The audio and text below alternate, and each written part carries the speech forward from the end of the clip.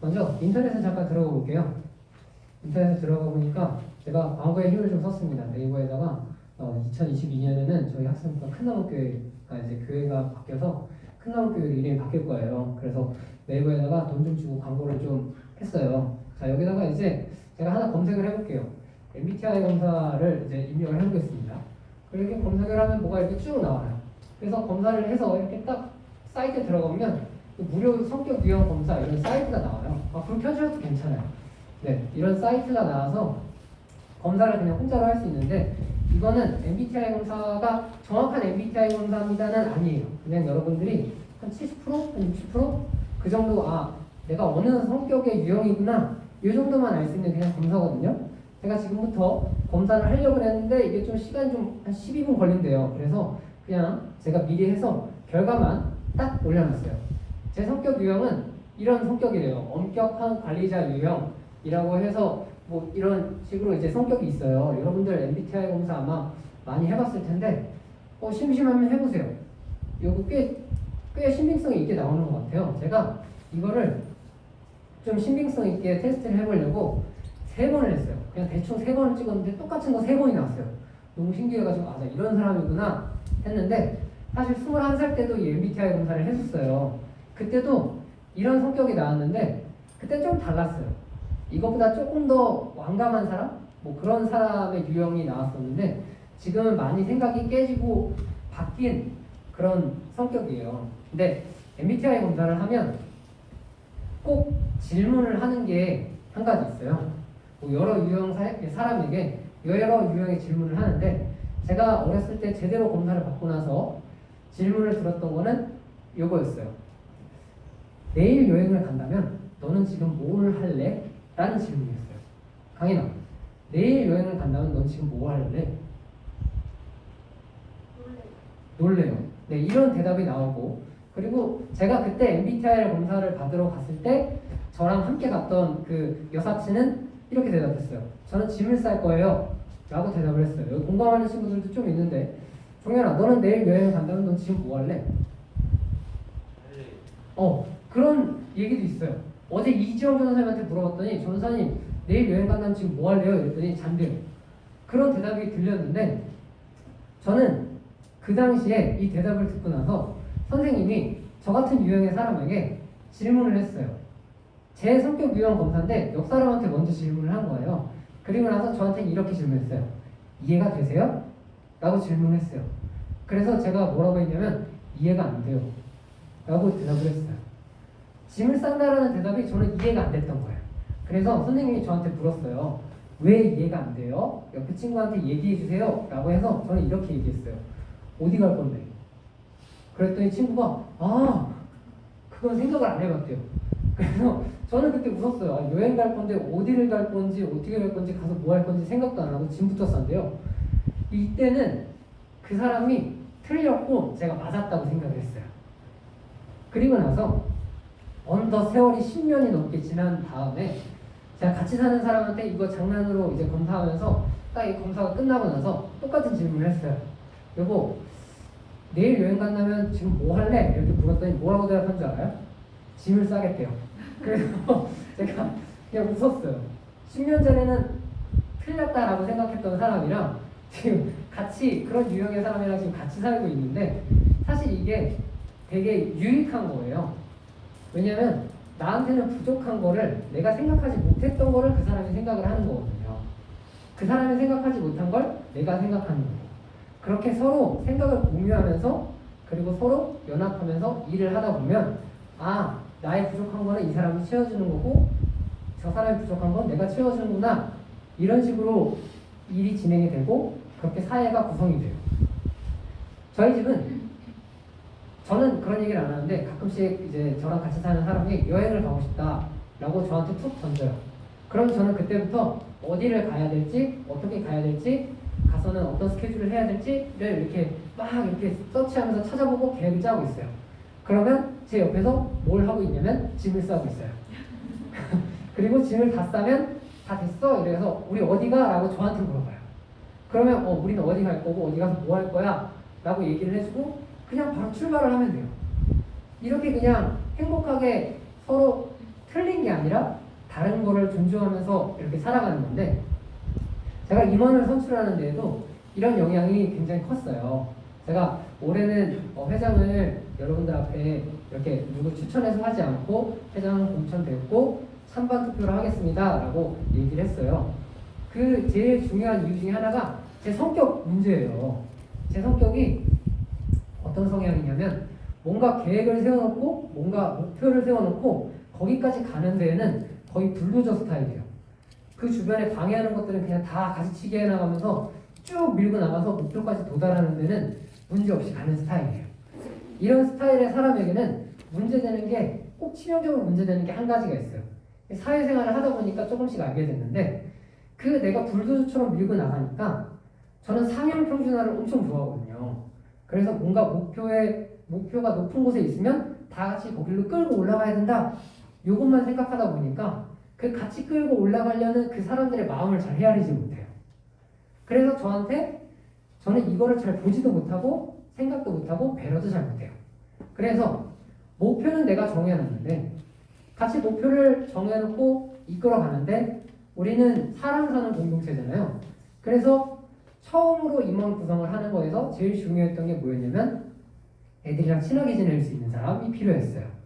저에게는 회장이 일을 엄청 똑부러지게 잘하고 이런 사람은 필요하지 않아요. 왜냐면 그런 사람이 나니까. 잘난 척이 아니라 그냥 성향이래요. 비웃지 마요.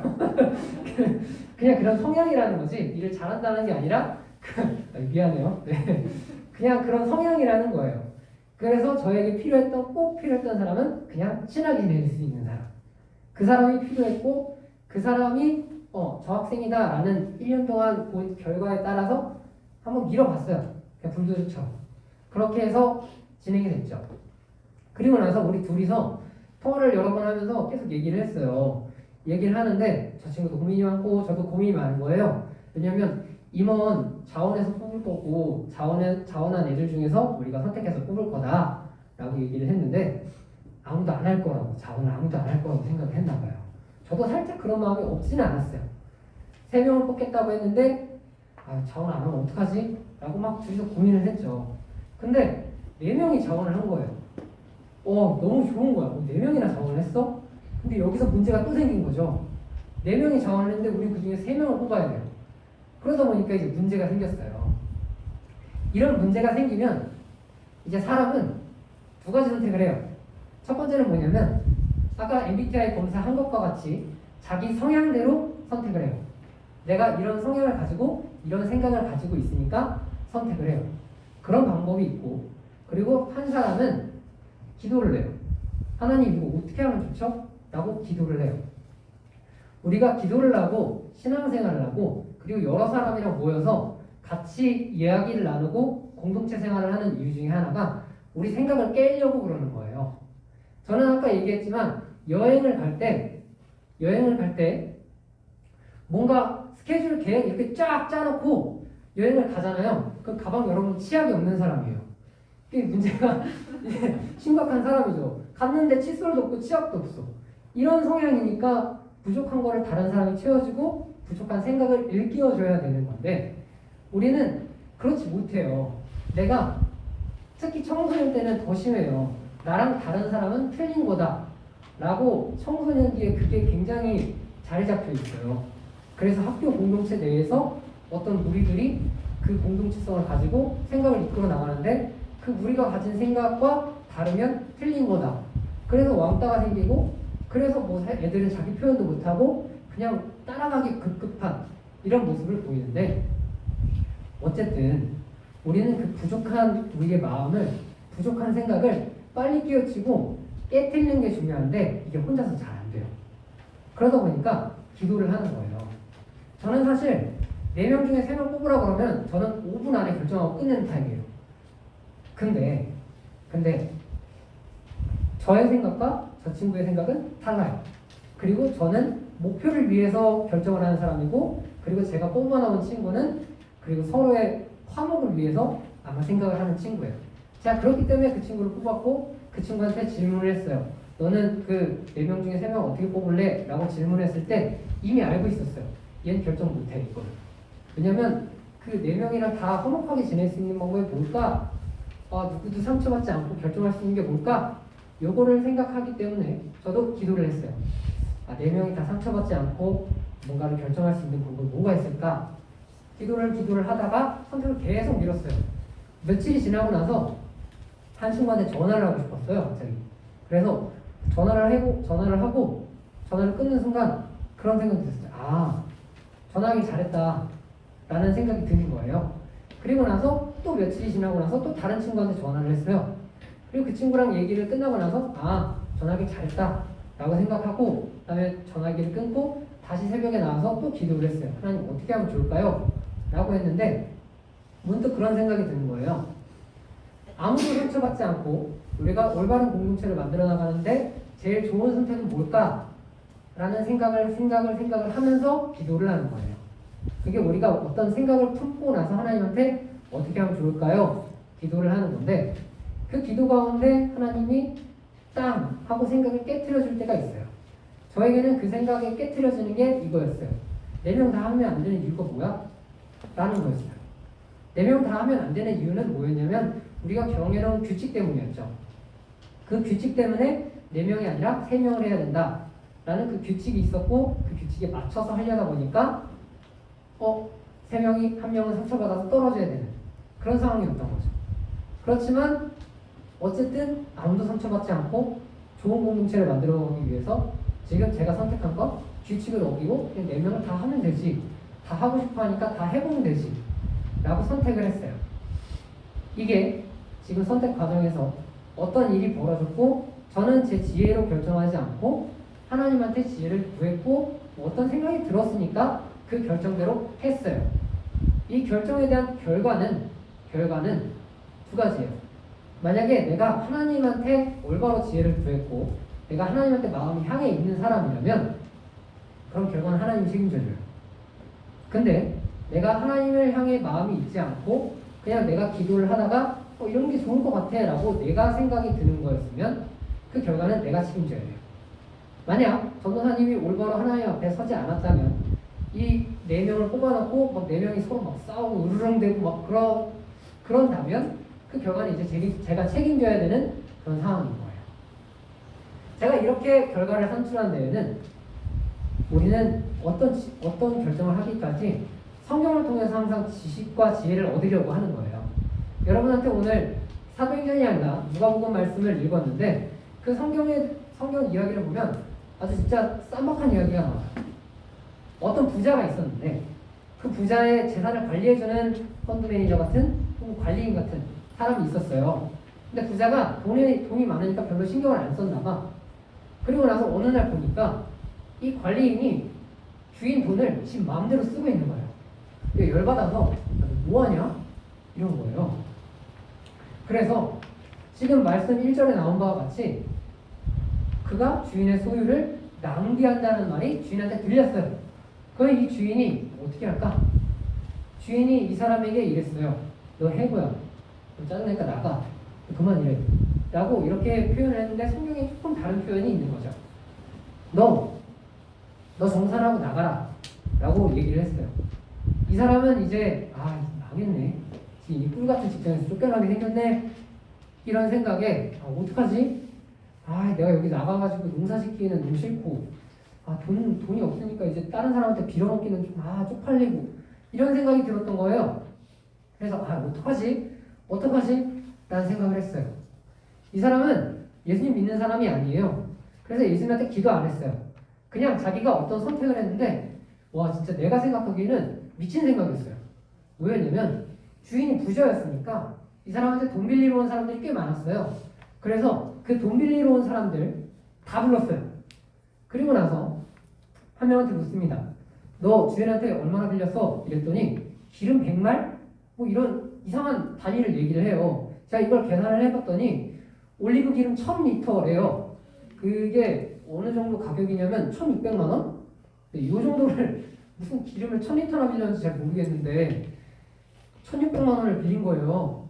근데 얘가 불러서 야 너 빨리 100이라고 써있는 거 지우고 50이라고 고쳤어. 이러는 거예요. 지 돈도 아니고 주인 돈인데. 그래서 이 사람이 얼떨결에 이제 50으로 고쳐 썼는데 그러면 나머지 50은 탕감받은 거잖아요. 빚이 사라진 거예요, 갑자기. 이 사람이 주인 돈으로 남의 빚을 800만 원을 지금 깎아줬어요. 지 돈도 아닌데. 그리고 나서 다른 사람을 불렀어요. 이번에는 밀 100석? 이거를 빌렸대요. 밀 100석이라 그러니까 감이 잘 안 와서 그러는데, 자, 밀 100석은 중량 단위라면 이 정도예요. 약 16만 킬로그램. 네, 밀 100석이 16만 킬로그램이래요. 이거를 한화로 계산을 해보니까 1000만 원 정도를 빌렸대요. 그래서 이 사람이 2,500만 원이에요. 2,500만 원치를 빌렸는데 너 100이라고 써있는 빨리 지우고 80이라고 붙였어. 이런 거예요. 순식간에 이 사람이 500만 원을 그냥 깎아줬어요. 지 돈도 아닌데. 이게 자 이제 큰일 났습니다. 성경에 보니까 8절에 이렇게 쓰여 있어요. 앞에 보니까 주인이 이 옳지 않은 청지기가 이를 지혜롭게 하였으므로 라고 쓰여 있는데 걸렸어요. 지금 내 돈 가지고 지금 장난질하고 있는데 걸린 거예요. 그러면 우리는 보통 어떤 생각을 할까? 와 진짜 큰일 났다. 완전 인생 망했다. 이럴 건데 지금 주인이 너 일을 지혜롭게 하네? 이렇게 본 거예요. 뭔가 되게 반전이 있는 상황이에요. 그리고 나서 이 사람이 부릅니다. 그리고 8절 후반절에는 이렇게 얘기하는데 같이 읽어볼까요? 8절 전반절입니다. 시작! 주인이 옳지 않은 청지기가 이를 지혜 있게 하였으므로 칭찬하였으니 요거예요. 칭찬했대요. 불러가지고 일 잘했네 라고 칭찬을 했어요. 그래서 이 청지기는 안 잘렸대요. 우리가 어떤 일이 생기면 그 사람이 어른들 어려운 말로 따지면 기지를 발휘한다. 우리로 얘기를 하면 쌈박한 생각이 갑자기 났다. 그래가지고 일단 내가 생각하는 범위에서 벗어난 생각이 딱 아이디어가 들어서 행동을 해봐요. 근데 지금 그 행동에 대해서 이 사람은 좋은 결과가 나왔어요. 이게 세상 사람이래요. 세상 사람이 이렇게 일을 잘 처리했다 라고 얘기하는데 우리는 교회 다니는 사람이니까 여기서 한 가지가 달라요. 우리는 이런 결정이 있었을 때 하나님께 지혜를 구해서 하나님 어떻게 할까요? 라고 물어보는 거예요. 근데 우리가 항상 기도할 때마다 응답을 못 받는다고 생각하는 게 어떤 사람들은 기도하면 하나님한테 목소리를 들었다 라고 얘기를 하는데 그거는 전도사님한테 나중에 와서 물어보세요. 거의 90%는 뻥이에요. 자기가 하나님한테 음성을 들었다는데 거의 90%는 뻥이에요. 하나님은 여러분들한테 야 은성아 너 이렇게 해라 라고 얘기하는 횟수가 우리한테 그렇게 많지 않아요. 사실. 근데 우리가 기도를 하면 그냥 생활을 하다가 갑자기 그 일에 대해서 어떤 내가 생각하지 못했던 생각이 빵 하고 떠올라요. 이게 하나님이 우리한테 지혜를 주신 건데 그거를 구분하는 게 믿음이라는 거예요. 이게 하나님이 주신 생각인지 그냥 내 생각인지 구분하는 게 믿음인 거고 그 하나님이 주신 생각인지 아닌지를 구분하는 믿음을 가지기 위해서 경건한 생활을 계속하면서 하나님 쪽으로 생각을 맞춰가는 거예요. 그렇게 생각이 맞춰졌을 때 하나님이 여러분들에게 어떤 선택을 할 때마다 생각을 주실 건데 그 생각대로 했을 때 결과가 우리가 싸움도 없고 행복했고 그러면 하나님이 인도하신 거예요. 그렇게 해서 잘 됐다면 우리는 야 그때 진짜 내가 좋은 선택을 했어. 오은성 전도사님이 이만 진짜 잘 뽑은 것 같아. 진짜 잘한 것 같아. 이러면은 진짜 전도사님은 믿음이 없는 사람인 거고 만약 하나님이 좋은 생각을 주셔서 좋은 애들을 전도사님한테 주셨어요 라고 고백하면 그때는 믿음이 조금이나마 있는 사람이 전도사님인 것 같아요. 우리는 그렇게 생각하면서 사는데 많은 사람들이 지금 교회를 보면서 안 좋게 생각을 해요. 세상에서는 교회를 많이 욕하고 지금 이번 주에는 오미크론이라는 그 엄청난 코로나가 목사님을 통해서 우리나라를 들어왔는데 그래가지고 교회가 또 엄청나게 욕을 먹고 있어요. 세상에 교회를 이렇게 본다라는 거는 믿음이 없다라는 거예요, 교회가. 그러니까 결과가 이렇게 나온 거죠. 기독교인은 세상 사람들한테 뭐로 보여줘야 되냐면 결과로 보여줘야 돼요. 예수님 시대에 예수님을 사람들이 믿었던 이유는 뭐냐면 예수님이 손을 얹으니까 병자들이 그냥 그 자리에서 나았대요. 결과로 예수님은 보여줬어요. 우리도 어떤 일이 있을 때 결과로 그리스도인은 항상 보여줘야 돼요. 근데 그 결과가 잘못됐다면 100% 내 생각이 하나님 앞에 잘못됐다. 내 믿음이 잘못됐기 때문에 이런 결과가 나왔다고 빨리 인정하고 하나님한테 돌아와서 다시 경건한 마음으로 신앙생활을 하는 게 그리스도인이에요. 우리는 상식적으로 이해가 되지 않는 그런 생각들이 갑자기 떠올라서 행동을 할 때가 있죠. 그 결과가 지금 옳지 않은 청지기한테는 잘했다라는 결론이 나왔어요. 근데 이 8절 후반절을 읽어보니까 이 사람에 대해서 소개를 해줘요. 같이 읽어볼까요? 시작. 이 세대의 아들들이 자기 시대에 있어서는 빛의 아들들보다 더 지혜로운이라. 이 청지기라는 사람은 예수님 안 믿는 사람이고 하나님도 안 믿는 사람이에요. 이 청지기에 대해서 소개하기를 나쁜 사람이라고 그냥 대놓고 얘기를 해요. 근데 이 청지기가 한 일이 지혜롭게 한 것 같이 됐어요. 그리고 지금 이 세대에도 똑같이 예수님 믿는 사람보다 뭔가 안 믿는 사람들이 세상에서 더 잘 나가는 것 같아요. 제가 얘기했듯이 그리스도인은 결과를 가지고 증명을 해내는 사람들입니다.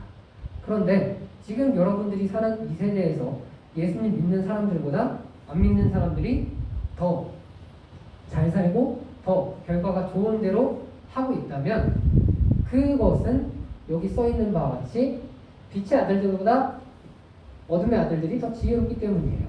그냥 세상에 있는 사람들이 더 지혜로운 이유는 뭐냐면 우리가 기도를 안 해서 그래요. 하나님께 지혜를 구하고 어떤 생각을 주세요 라고 안 물어봐서 그래요. 우리는 그렇기 때문에 늘 기도하면서 우리가 믿음을 지키면서 살아야 되는 거예요. 이 세상 사람들이 잘 살게 보이는 것 맞아요. 그 이유가 있는데 그 이유는 다음 주에 얘기하고 오늘 기억해야 될 건 이래요. 어떤 선택이 우리 앞에 있다면 그 선택에 우리가 가지고 있는 마음, 내 성향에서 생각나는 그 마음 가지고 기도를 하는 거예요. 그러면 하나님이 그게 옳다고 하실 때가 있고 깨주시면서 새로운 생각을 주실 때가 있어요. 그러면 그거를 구분하기 위해서 믿음, 경건생활 그런 걸 계속 해나가면서 사는 거예요. 그리고 나서 행동을 했을 때 하나님이 주신 생각이라면 하나님이 결과를 보장한다 라는 게 신앙생활이에요. 저는 이런 거를 살면서 조그만 것들을 많이 경험하면서 살았어요. 여러분들도 그렇게 살면 좋을 것 같다는 생각이 있기 때문에 오늘도 이렇게 말씀을 전해봤습니다. 기도합시다.